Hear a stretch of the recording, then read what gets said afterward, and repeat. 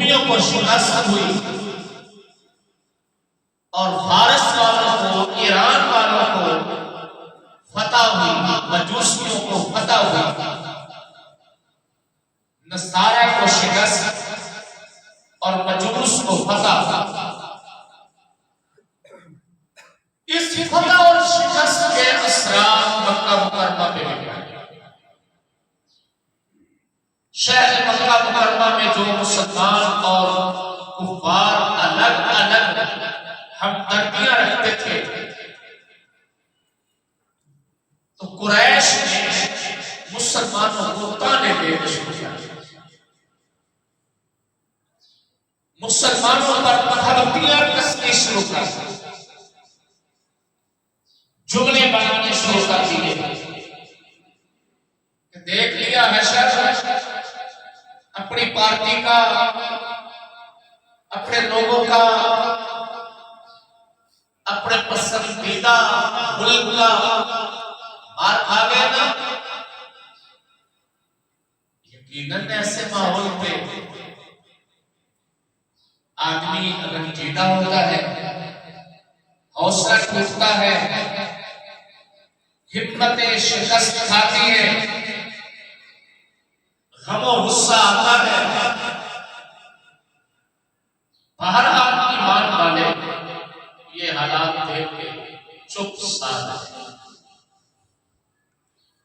قرآن پاک نے اس لڑائی کا تذکرہ کیا، اس جنگ پر قرآن کریم نے تبصرہ کیا. قرآن کریم کا 21واں پارہ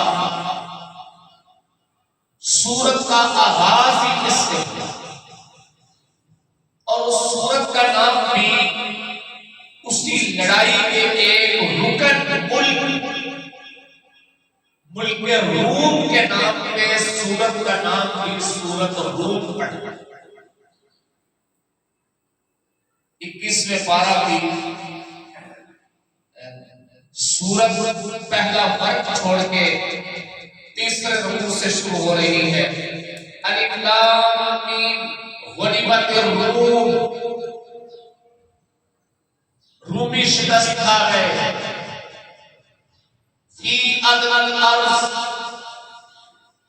قریب کی زمین میں، متصل زمین میں، متصل ملک میں شکست کھا گئے. قرآن پاک نے پہلے تو ان کی شکست کی خبر دی، غلبت الروم، رومی شکست کھا گئے. لیکن اگلی جملے میں اور اگلی آیت کے حصہ میں ایک جملہ قرآن پاک نے بولا، وَهُمْ مِنْ بَعْدِ غَلَبِهِمْ سَيَغْلِبُونَ. یہ رومی ابھی شکست کھا گئے ہیں، یہ مغلوب ہونے کے بعد ضرور بضرور غالب ہوں گے، یہ فاتح بنیں گے. فی بضع سنین، چند سالوں، لفظ بول دیا بضع، فی بضع سنین، چند سالوں. قرآن پاک میں پیشین کوئی بھی فرما دی، اور قرآن پاک کے حرف حرف کے اوپر حضرات صحابہ کرام کا ایسا ایمان تھا جیسے ہمیں کوئی یہ کہے کل سورج طلوع ہوگا تو ہم شک نہیں کرتے، ہم کہتے ہیں کہ ضرور طلوع ہوگا. جب قرآن پاک نے فرما دیا وَهُمْ مِنْ بَعْدِ غَلَبِهِمْ سَيَغْلِبُونَ، وہ مغلوب ہونے کے بعد ضرور غالب ہوں گے. فی بضع سنین، چند سالوں میں. ایمان والوں کا بڑا حوصلہ. اچھا اب غالب آئیں گے، حوصلہ ہوا ایمان والوں کو. مظاہر کو کوئی جوڑ اور مناسبت نہیں، لیکن مفسرین کرام فرماتے ہیں کہ نسبت یہ تھی کہ تھے تو دونوں کافر، لیکن ان دونوں کافروں میں ایک وہ کافر تھا جو نہ خدا کو، نہ کسی خدا کو، نہ کسی رسول کو، نہ کسی کتاب کو، نہ کسی نبی کو مانتا، وہ مجوسی، اور دوسرا کافر وہ ہے جو اہل کتاب ہے۔ تو ایمان والوں کی ہمدردی اہل کتاب کے ساتھ۔ یہاں ایک واقعہ پیش آیا، جس وقت یہ آیت نازل ہوئی تو مسلمان خوش ہوئے اور اسی خوشی خوشی میں جا کے کفار سے کہا زیادہ خوش نہ ہو، یہ چند سالوں کی بات ہے، سلطنت فارس پھر شکست کھائے گی اور سلطنت روما کا غلبہ ہوگا۔ قریش نے اس پر پھر ٹھٹھا کیا اور اسی مذاق کیا۔ حضرت ابو بکر صدیق رضی اللہ تعالی عنہ انہوں نے ایک کافر سے اس بات سے قسم کھائی، شرط بھی کھانے لگاتے ہیں، شرط اس زمانے میں شرط بھی حرام نہیں، شرط بھی حرام نہیں، شرط لگائی اتنے اونٹوں کی، اور ساتھ لفظ جزعہ جو ہے قرآن پاک میں، جس کا معنی میں نے کیا چند سال، عربی میں یہ 3 سے لے کے 10 تک بولا جاتا ہے۔ 3 ہو تو ان کو بھی جزعہ کہتے ہیں، 4 5 6 7 8 9 10 تک کا یہ اس کا اطلاق ہے۔ 3 سے شروع ہے۔ حضرت ابو بکر صدیق نے فرمایا 3 سالوں کے اندر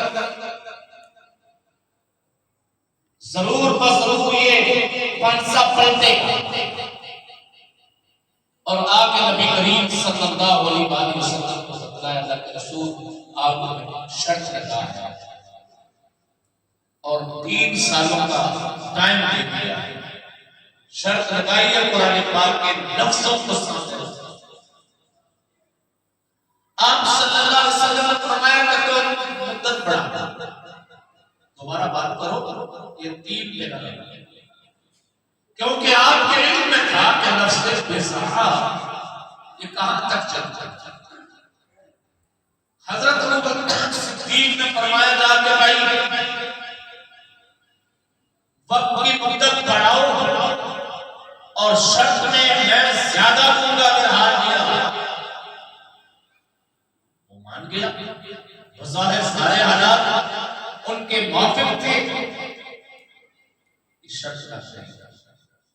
پھر یہ واقعہ درمیان میں یوں ہوا، ہجرت کا واقعہ پیش آ گیا، نبی کریم صلی اللہ علیہ وسلم مکہ سے ہجرت کر کے مدینہ منورہ تشریف لے آئے۔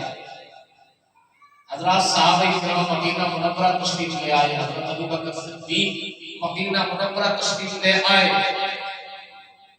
ایران اور روم کی دوبارہ لڑائی ہوئی، فارس اور روم کی جنگ ہوئی، اور قرآن پاک میں جو لفظ بولا تھا جس کی ابتدا کی تھی وہ پورا ہوا۔ جب پورا ہو گیا تو حضرت ابو بکر صدیق نے فرمایا کہ میں جا رہا ہوں مکہ مکرمہ اور شرط کے پیسے لے، تو میں جیت گیا، میں جا رہا ہوں اور جا کے شرط ہوئی تھی اونٹوں پہ، اتنے اونٹ دیے دیں گے۔ بعد میں جا کے قرآن کریم یہ جوئے کی شکل بنتی ہے، یہ جو شرطیں ہیں یہ جوئے کی شکل بنتی ہے، قمار کی شکل بنتی ہے، قرآن کریم نے اس کو حرام قرار دیا۔ یہ واقعہ سارا سنانے کی غرض، اب آپ نے اگر واقعہ پورا ذہن ہے کہ نبی پاک صلی اللہ علیہ وسلم کے مبارک دور میں جنگ چھڑی سلطنت روما کی اور فارس کی، اہل ایمان کی ہمدردیاں رومیوں سے ہوئی، آج جنگ چھڑ چکی ہے، فلسطین حریت پسندوں کی بنی اسرائیل کی یہودی جب جنگ کھیل چکی ہے، مسلمانوں کی ہمدردیاں کس کے ساتھ ہونی چاہیے؟ اہلیان پاکستان کی ہمدردیاں کن کے ساتھ ہونی چاہیے؟ دنیا بھر کے مسلمانوں کی ہمدردیاں کن کے ساتھ ہونی چاہیے؟ چاہے وہ ملک وہاں جنگ میں جا کے لڑ رہا ہے تب بھی نہیں لڑ رہا تب، چاہے اس کا مال و دھن وہاں پہنچ رہا ہے تب بھی نہیں پہنچ رہا تب بھی، اس کے دل کی دھڑکنیں کن کے ساتھ دھڑکنی چاہیے؟ یہ جو ابھی میں نے قرآن کریم سورۃ ہود کا حوالہ دے کے آپ کے سامنے ایک واقعہ رکھا ہے، اس واقعے کی روشنی میں ہم کے ہمارے دل کن کے ساتھ دھڑکنا چاہیے؟ جی مسلمانوں کے ساتھ، فلسطینیوں کے ساتھ، ان کے ساتھ ہماری وابستگیاں، ان کے ساتھ ہمارے رشتے جاتے ہیں، اور وابستگیاں بھی کوئی معمولی نہیں۔ قبلہ اول مسلمانوں کا وہاں پہ ہے، اور یہ وہی قبلہ اول ہے جہاں پہ حضور نبی کریم صلی اللہ علیہ وآلہ وسلم کو سفر معراج کا سب سے بڑا اعزاز ملا، سب سے بڑا اعزاز کہ آپ علیہ السلام و تسلیم نے انبیاء علیہ السلام کی امامت کرائی۔ مسجد اقصی میں آپ امام القبلتین کا اعزاز پا کے آئے۔ امام القبلتین کا مطلب دو قبلوں کا امام۔ پہلے سارے کے سارے انبیاء علیہ السلام و تسلیمات ایک ایک قبلہ کے امام تھے، حضور صلی اللہ علیہ وآلہ وسلم امام القبلتین دو قبلوں کے امام ہیں، اور یہی وہ مسجد اقصی ہے جس کا تذکرہ قرآن کریم میں آیا، سبحان الذی اسری بعبدہ لیلا من المسجد الحرام الی المسجد الاقصی، اور یہی وہ مسجد اقصی ہے جس کی عظمت و منقبت حضور نبی کریم صلی اللہ علیہ وسلم کے نطق مبارک اور زبانوں میں آئی۔ آپ علیہ الصلوۃ والتسلیم نے ارشاد فرمایا کہ لوگوں لا تشدوا الرحال، دنیا کی کوئی مسجد ایسا اعزاز نہیں رکھتی کہ جس کے لیے الگ سے سفر کر کے نیت ارادہ کر ہم سواریاں تیار کریں کہ فلاں مسجد میں جا کے نماز پڑھیں گے تو وہاں اجر و ثواب زیادہ ہوگا۔ ماں سوا تین مسجدیں ایسی ہیں جن مسجدوں کی نیت کر کے آپ سواریاں تیار کر سکتے ہو کہ میں اس مسجد میں جا کے نماز پڑھوں گا تو اجر و ثواب مجھے باقی مساجد کی نسبت زیادہ ملے گا۔ وہ تین مسجدیں، ایک مسجد اقصی، دوسری مسجد قباء، تیسرے نبی کریم صلی اللہ علیہ وسلم کی اپنی مسجد حرام، تیسری مسجد حرام۔ یہ تین مساجد ایسی ہیں، ان مساجد کا سفر کریں گے تو اجر و ثواب بڑھ۔ دیکھیں آپ کہیں گے آپ جمعہ بادشاہی مسجد میں جا کے پڑھیں، لاہور بادشاہی مسجد میں پڑھیں، یہ نیت کر کے کہ وہ ایک بادشاہ کی بنائی ہوئی ہے، عجائبات میں سے ہے، وسیع ہے، خوبصورت ہے، اس نظریے سے تو جا سکتے ہیں، لیکن یہ نظریہ بھی ہو کہ مرکزی جامع مسجد کا مقیم میں میں اگر جمعہ پڑھوں تو مجھے کم ثواب ملے گا، اور فیصل مسجد اسلام آباد میں جمعہ پڑھوں ثواب زیادہ ملے گا، یا شاہی مسجد لاہور میں جمعہ پڑھوں ثواب زیادہ ملے گا۔ یہ فرق صرف اور صرف اگر ہے تو ان تین مسجدوں کا ہے، کے علاوہ کسی اور کا نہیں۔ یہ احساس ان مساجد، مسجد حرام ہے، مسجد مدینہ منورہ میں نبی کریم صلی اللہ علیہ وسلم کی مسجد ہے، اور مسجد اقصی اس کے علاوہ ایک مسجد اور ہے جس کے لیے حضور صلی اللہ علیہ وسلم بطور خاص ہر ہفتے سفر کیا کرتے ہیں، وہ مسجد قباء ہے۔ ان چار مساجد کو خصوصیت اعزاز حاصل ہے۔ حضور نبی پاک صلی اللہ علیہ وسلم مکہ مکرمہ سے ہجرت فرما کے مدینہ طیبہ تشریف لائے۔ امام بخاری رحمہ اللہ تعالی نے روایت نقل کی ہے کہ آپ علیہ السلام نے نماز تو پہلے ہی فرض ہو چکی تھی، مدینہ طیبہ میں 16 مہینے یا 17 مہینے جس مسجد کی طرف رخ کر کے نماز ادا کی ہے وہ مسجد اقصی۔ تو مسلمانوں کی تو وابستگی ہے، مسلمانوں کی عقیدتیں ہیں اس مسجد کے ساتھ۔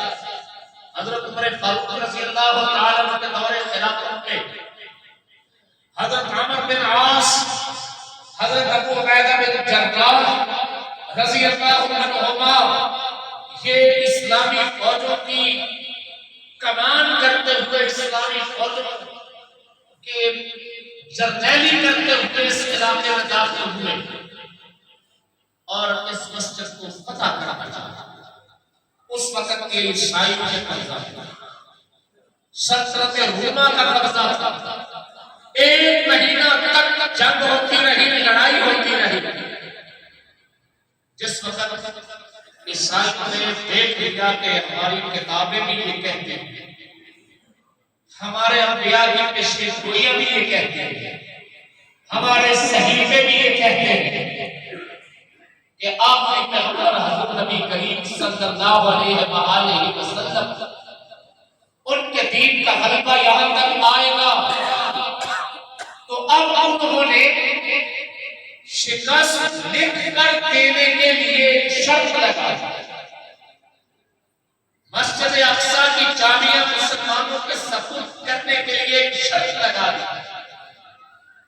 شرط یہ لگائی کہ اگر مسلمانوں کے امیر المومنین بذات خود بنفس نفیس یہاں آئے اور ہم ان کے ساتھ معاہدہ کریں، معاہدہ پر دستخط ان کے،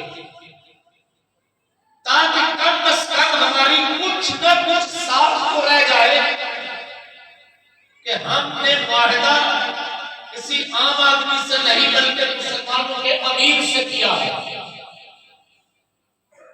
جس وقت یہ بات حضرت ابو عبیدہ بن جراح رضی اللہ تعالی عنہ انہوں نے امیر المومنین حضرت عمر فاروق رضی اللہ تعالی عنہ کو بتائی، لکھی خط، تو حضرت عمر فاروق رضی اللہ تعالی عنہ تیار ہو گئے کہ میں جانے کو تیار ہوں۔ بعض صحابہ کرام نے حضرت عمر رضی اللہ عنہ کی سرائے سے اختلاف بھی کیا کہ امیر المومنین آپ نہ جائیے، ہو سکتا ہے ان کی سازش ہو سکتا ہے وہ کسی بدنیتی میں مبتلا ہو جائے اور آپ کو وہاں بلا کے کوئی نقصان پہنچائے۔ حضرت عمر رضی اللہ تعالی عنہ نبی کریم صلی اللہ علیہ وآلہ وسلم کے جانشین تھے، یعنی خلافت راشدہ تھے، دوسرے تاجدار تھے۔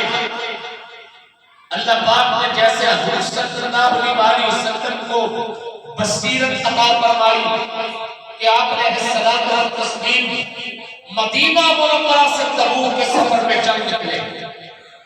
سفر تبوک میں لمبا سفر، سخت گرمیوں کا سفر، دشمن کے علاقے کا سفر، لیکن آپ علیہ السلام کی بصیرت کیا رہی تھی، اس سفر میں خیر ہی خیر ہے۔ ایسے حضرت عمر فاروق رضی اللہ تعالی اللہ پاک نے ان کی نگاہوں سے پردے ہٹا دیے، ان کی دل بھی آنکھ بھی اس بات میں شاہد اور گواہ بن گئی، اس سفر میں خیر ہی خیر ہے۔ تو حضرت عمر رضی اللہ تعالی چل پڑے اور اپنا نائب جانشین حضرت علی المرتضیٰ رضی اللہ تعالی عنہ بنایا۔ یہ کم وقت لوگ ہیں جو یہ ہوائیاں اڑاتے ہیں کہ حضرت علی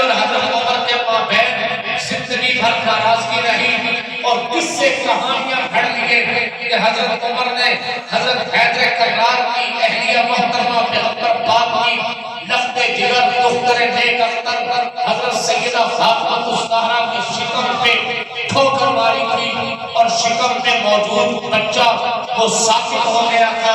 یہ ساری بدتمیزی پہ مبنی ان بے ایمانوں کی کہانیاں ہیں. حقیقت سے اس کا کوئی تعلق نہیں. حقیقت یہ ہے کہ یہ باہمی شیر و شکر تھے, باہمی ایک دوسرے کے خیر خواہ تھے, معاون تھے, مشیر تھے, وزیر تھے.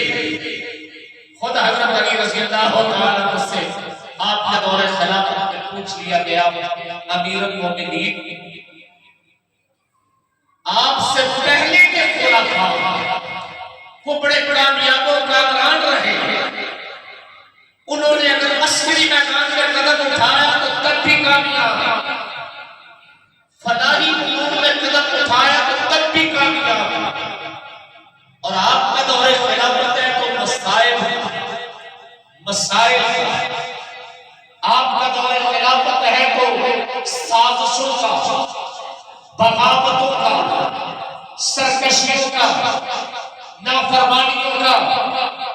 آپ کے خلاف مختلف علاقوں سے لوگ کبھی بغاوت پہ, سرکشی پہ اترتے ہیں, کبھی نافرمانیوں پہ اترتے ہیں, کبھی سازشیں کرتے ہیں. ایسا فرق کیوں؟ حضرت حیدر کرار رضی اللہ تعالیٰ عنہ بڑا خوبصورت جو ہے ارشاد فرمایا, فرمانے لگے ہاں مجھے اس کا ادراک ہے, مجھے شعور ہے, مجھے پتہ ہے, مجھے علم ہے کہ ایسا ہی ہے, لیکن اس میں فرق یہ ہے کہ ان کا وزیر میں ہوتا تھا, ان کا مشیر میں ہوتا, میرے جیسے لوگ ہوتے, اور میرے وزیر و مشیر تم جیسے ہو, اندر سے اور باہر سے اور کہنے کے اور کرنے کے اور. یہ وزیروں اور مشیروں میں بڑا فرق ہوتا ہے.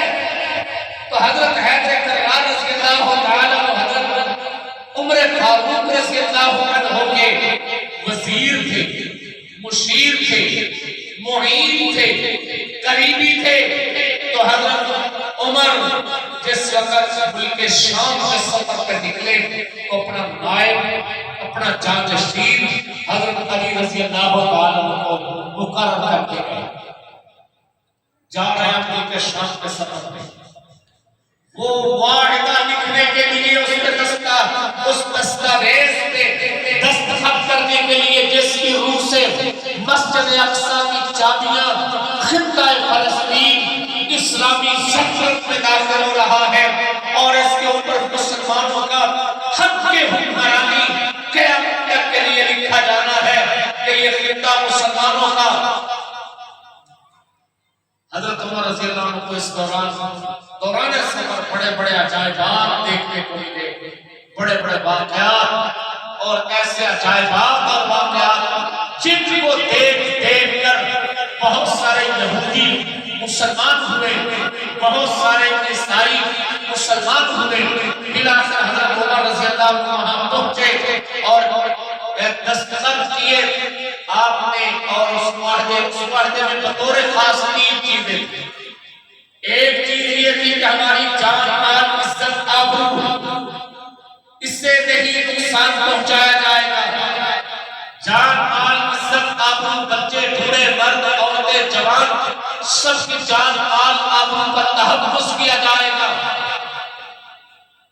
اور دوسری شرط یہ تھی ہمارے مذہبی مقامات جو ہماری مذہبی عبادت گاہیں ہیں انہیں تحفظ ہوگا کہ انہیں یہاں سے کوئی بندہ غضب نہ پہنچائے, نقصان نہ پہنچائے. اور تیسری شرط یہ تھی کہ ہم جو نصارہ ہیں ہمیں یہاں عبادت کے لیے جگہ دی جائے گی. حضرت عمر فاروق رضی اللہ تعالیٰ عنہ نے سبھی قبول کی, اور پھر ایسا زمانہ انسانیت نے دیکھا کہ عیسائیت یہ خواہش کیا کرتے تھے کاش کہ عمر جیسی شخصیت آج جو آئی ہے آج سے صدیوں پہلے آ جائے.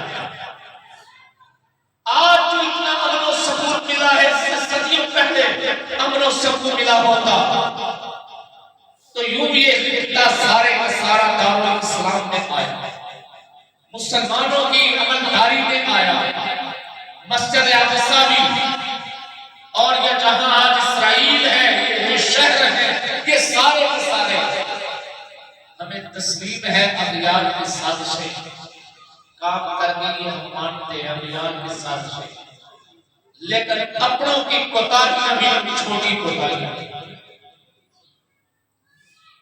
اپنوں کی کوتاہیاں اور غلطیاں بھی کوئی چھوٹی نہیں، عربوں کے ساتھ بڑی محبتیں، بڑی عقیدتیں، بڑی وابستگیاں ہیں۔ میرے پیغمبر نے فرمایا احب العرب الثلاث، عربوں سے محبت کرو تین وجوہ کی بنا پہ، انا عربی، میں خود عربی ہوں، لسان اہل جنت عربی، جنتیوں کی زبان بھی عربی ہے، ولسان القرآن عربی، قرآن کریم بھی عربی میں ہے۔ ساری محبتیں ہماری عقیدتوں کے ساتھ ہیں، لیکن شکر اور گلے بھی اپنوں سے ہیں۔ اسرائیل کے وجود میں عربوں کی کوتاہی کو نظر انداز نہیں کرنا۔ عرب حکمرانوں کی غلطیاں، ان کی سیاسی غلطیاں، ان کی عیاشی کی غلطیاں، ان کی اپنی غفلتیں، آج جناب اسلام اسرائیل کے دکھ سہ رہا ہے تو پھر ہمیں اپنی ان غلطیوں کی تلافی کرنا، ان کو دور کرنے کے لیے نجاست باہر ایک جسم کے مانند ہونا پڑے گا۔ اہلیان پاکستان وہ جس طرح کل عربوں سے محبت کرتے تھے آج بھی اسی طرح محبت کر رہے ہیں۔ بالخصوص فلسطین کے ساتھ ہماری محبتیں دینی رشتوں کی بنیاد پہ، ایمانی رشتوں کی بنیاد پہ اور اخلاقی رشتوں کی بنیاد پہ، اسلامی رشتوں کی بنیاد پہ ہے۔ دنیا اس کو محض ایک سیاسی خطے کا جھگڑا ہی سمجھ رہی ہے اور سیاسی خطے کے جھگڑے اس تناظر میں دیکھ رہی ہے۔ عامت المسلمین کے لیے سیاسی جھگڑے بہت سارے ہیں۔ اگر یہ سیاسی بھی جھگڑا جیسا ہمارا پاکستان اور کشمیر کے خطے کو عرب عرب کہہ دیتے ہیں، ان کا علاقائی لوکل سیاسی جھگڑا ہے، تو ہمارے بھی بہت سارے لوگ کہہ دیتے ہیں ان کا سیاسی جھگڑا ہے۔ یار سیاسی جھگڑے بھی ہوں، آج ہم سیاست کے اندر بھی بھڑک پاتے ہیں کہ نہیں؟ جی پنجابی کے بھی آتا ہے کھڑا کرنا، سیاست کے لیے کھڑا کرنے آگے نہیں ہوتے، تو اگر اس کو دینی مذہبی نہیں لینا، اسلامی کفر اسلام کی لڑائی نہیں لینا کہ یہ کفر اسلام کی لڑائی نہیں، یہ تو خطے کی لڑائی ہے، یہ وہاں کی بس حد بندیوں کی لڑائی ہے، اگر اس کو دینی مذہبی اخلاقی شرعی نہیں لینا، اس قدر ہم پستی میں جا چکے کہ ہم کسی لڑائی کو دین، شریعت، اخلاقیات، حضرت عمر کی جنگوں کے تناظر میں سلطان نور الدین زنگی، سلطان صلاح الدین ایوبی، ان کی جنگوں کے تناظر میں نہیں لینا چاہتے، حضرت ابو عبیدہ بن جراح، حضرت عمر بن عاص، ان کی جنگوں کے تناظر میں نہیں لینا چاہتے۔ ہم مسلمانوں کے طویل اقتدار، حق کے حکمرانی، اس کے تناظر میں نہیں لینا چاہتے۔ ہم مسجد اقصی اور خطہ فلسطین کو ارض انبیاء کے تناظر میں نہیں لینا چاہتے۔ بہت نیچے اتر آئے ہیں، بہت نیچے اتر آئے ہیں، بہت نیچے اتر آئے ہیں، تو پھر سیاست کے رنگ میں بھی اور مسلمانوں، ہمیں مسلمانوں کا پنجابی درجہ چڑھاتا کرنا چاہیے۔ میں نے ابتدا میں جو واقعہ سنایا، دو جنگوں کا تذکرہ کیا، وہ کون سی دو جنگیں تھیں میرے جی؟ رومی اور فارس، روم اور فارس کی سورت روم کوئی پڑھ دو، غلبت الروم، یہ روم کا تذکرہ قرآن پاک نے کیا ہے، وہاں مسلمانوں کی ہمدردیاں، حالانکہ سلطنت روما، سلطنت